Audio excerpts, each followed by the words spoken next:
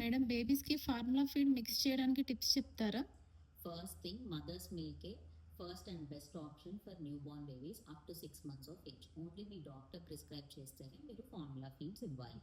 చాలామంది parents and grandparents మదర్కి delivery అవ్వగానే 2-3 days మిల్క్ ఫ్లో తక్కువ ఉందని, బేబీకి సరిపోదని ఓన్గా ఫార్ములా ఫీడ్స్ స్టార్ట్ చేసేస్తుంటారు. ఆ మిగిలిన పౌడర్ తర్వాత వాడుకోవచ్చు అని దాచుకుంటారు.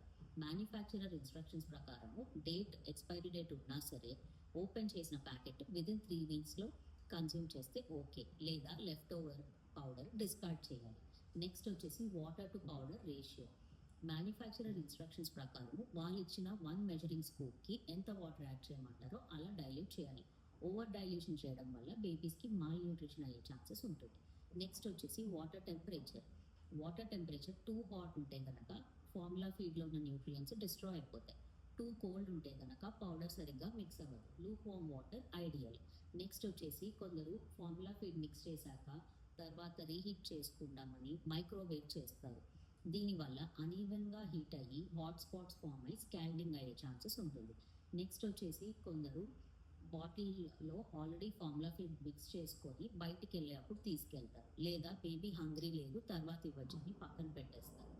ఇలా మ్యానుఫ్యాక్చరర్ ఇన్స్ట్రక్షన్స్ ప్రకారం 1 to 2 hours యూజ్ చేయొచ్చు. తర్వాత మిగిలితే కనుక డిస్కార్డ్ చేయాలి.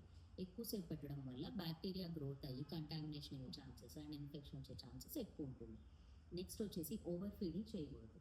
నెక్స్ట్ వచ్చేసి formula feed bottle and nipple size age అప్రోప్రియేట్గా ఉండాలి. రాంగ్ నిప్పుల్ సైజ్ వల్ల ఒకవేళ హోల్ పెద్దగా ఉంటే టూ ఫాస్ట్ ఫ్లో అయ్యి బేబీకి చోక్ అయ్యే అవకాశం ఉంటుంది. ఒకవేళ హోల్ చిన్నగా ఉంటే కనుక టూ స్లో ఫ్లో ఉండి బేబీ ఫ్రస్ట్రేట్ అవుతుంది.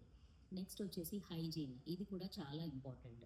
యూస్ చేసిన milk bottle and it's parts like nipple, rings ఇవన్నీ నీట్గా క్లీన్ చేసుకొని స్టెరిలైజ్ చేసుకోవాలి. దీనివల్ల బ్యాక్టీరియల్ గ్రోత్ రాకుండా ఉంటుంది, హైజీనిక్గా ఉంటుంది, బేబీకి ఫ్రీక్వెంట్గా ఇన్ఫెక్షన్స్ రాకుండా ఉంటుంది.